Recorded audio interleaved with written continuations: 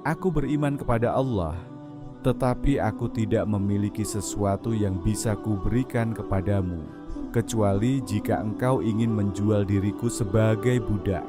Budak itu terpana memandang Nabi Khidir, seolah tidak percaya. Dirinya sendiri sebagai budak, bagaimana mungkin bisa menjual orang merdeka sebagai budak?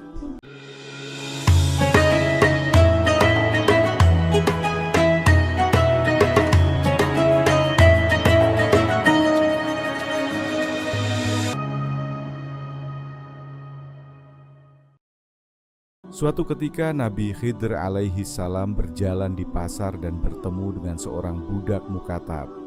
Melihat penampilannya yang saleh, walau tidak mengenalnya sebagai Nabi Khidir, budak itu berkata, "Bersedekahlah padaku, semoga Allah memberkahi engkau." Tanpa memperkenalkan diri atau membuka identitas dirinya, Nabi Khidir berkata, "Aku percaya bahwa apa yang dikehendaki Allah pasti akan terjadi, tetapi aku tidak memiliki sesuatu apapun yang bisa kuberikan kepadamu." Sang budak berkata, "Aku meminta kepadamu biwajhillah, bersedekahlah kepadaku, karena aku melihat wajahmu sebagai orang yang baik, saleh, karena itu aku mengharap berkah darimu." Beliau berkata, "Aku beriman kepada Allah, tetapi aku tidak memiliki sesuatu yang bisa kuberikan kepadamu, kecuali jika engkau ingin menjual diriku sebagai budak." Budak itu terpana memandang Nabi Khidir, seolah tidak percaya. Dirinya sendiri sebagai budak, bagaimana mungkin bisa menjual orang merdeka sebagai budak? Kemudian ia berkata, "Apakah hal itu boleh dilakukan?"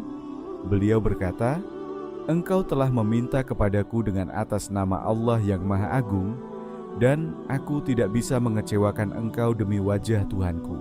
Jualah aku, dan pergunakanlah hasilnya untuk memenuhi kebutuhanmu."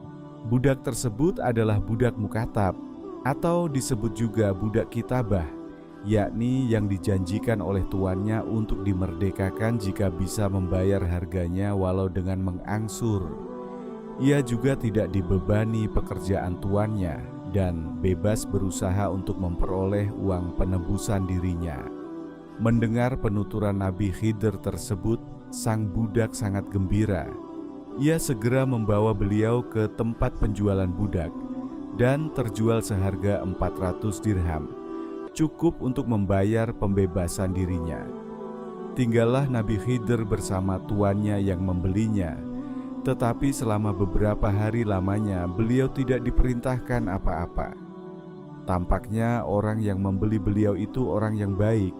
Ia tidak tega membebani beliau dengan pekerjaan karena beliau kelihatan sangat lemah dan berusai sangat tua. Nabi Khidir merasa tidak enak karena orang itu telah membayar mahal tetapi tidak memperoleh manfaat apa-apa dari dirinya. Suatu ketika tuannya itu akan pergi untuk suatu keperluan, beliau berkata, "Anda telah membeli diriku sebagai budak, maka perintahkanlah pada diriku untuk mengerjakan sesuatu."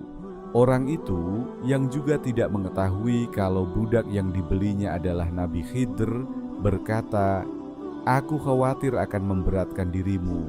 Engkau tampak telah sangat tua dan lemah." Beliau berkata, "Tidak ada sesuatu yang memberatkan diriku." "Baiklah, kalau engkau memaksa," kata orang itu, "pindahkanlah batu-batu di halaman ini ke belakang." Di halaman rumah orang itu memang banyak berserak batu-batu yang cukup besar, yang membutuhkan beberapa hari untuk dipindahkan ke belakang rumahnya. Jika dipindahkan dalam satu hari, membutuhkan setidaknya 6 orang yang cukup kuat dan kekar. Belum setengah hari, orang itu telah kembali ke rumah dan batu-batu itu telah dipindahkan semuanya ke belakang. Orang itu berkata kepada Nabi Khidir, "Baik sekali pekerjaanmu.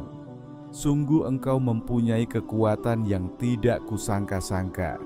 Suatu ketika orang itu memanggil Nabi Khidir dan berkata, "Aku akan pergi beberapa hari lamanya. Jagalah keluargaku dengan baik." Beliau berkata, "Baiklah, tetapi perintahkanlah pula aku mengerjakan sesuatu." Orang itu berkata, "Aku khawatir akan memberatkan dirimu." Beliau berkata lagi, "Tidak ada sesuatu yang akan memberatkan diriku." Orang itu terdiam sejenak. Ia sungguh tidak tega memberi beban pekerjaan kepada orang yang telah tampak sangat tua tersebut. Tetapi karena memaksa, ia berkata, "Jika demikian, buatlah batu bata. Aku akan membuat rumah setelah pulang dari perjalanan ini." Tentu saja pekerjaan yang amat mudah bagi Nabi Khidir. Bahkan lebih dari itu pun beliau bisa melakukannya, karena beliau memang dikarunia Allah berbagai macam karamah. Beberapa hari berlalu, orang itu pulang kembali, tetapi ia tidak menemukan tumpukan batu bata. Sebaliknya, ia melihat suatu rumah cukup megah, sesuai dengan yang direncanakannya, pada tempat yang disiapkannya. Ia tidak mengerti, padahal ia tidak pernah menceritakan gambaran rumah yang ingin dibangunnya kepada siapapun. Orang itu segera menemui Nabi Khidir di tempatnya dan berkata, "Aku akan bertanya kepadamu biwajhillah, siapakah sebenarnya engkau ini?"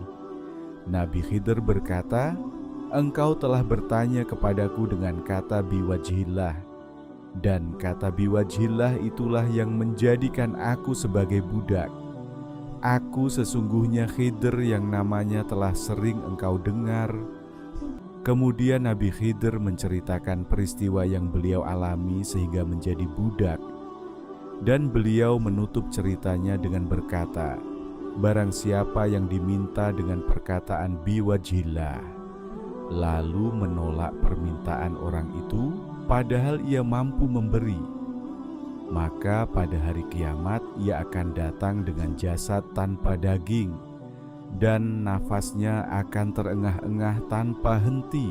Perasaan orang itu bercampur baur antara senang, takut, haru, khawatir, dan berbagai perasaan lainnya. Siapakah orang saleh di masa itu yang tidak ingin bertemu dengan Nabi Khidir? Siapapun pasti menginginkannya, dan tanpa menyadarinya, ia telah tinggal bersama beliau selama berhari-hari. Ia berkata, "Aku beriman kepada Allah, dan aku telah menyusahkan dirimu. Wahai Nabi Allah, andai kata aku tahu tidak perlu terjadi peristiwa seperti ini."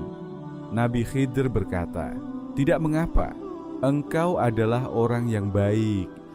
Orang itu berkata, "Wahai Nabi Allah, silakanlah engkau mengatur rumah dan keluargaku sesuka engkau, atau bila ingin bebas dari perbudakan ini, aku akan memerdekakan."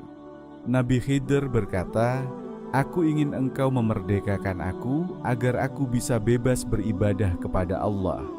Maka orang itu memerdekakan beliau tanpa syarat apapun.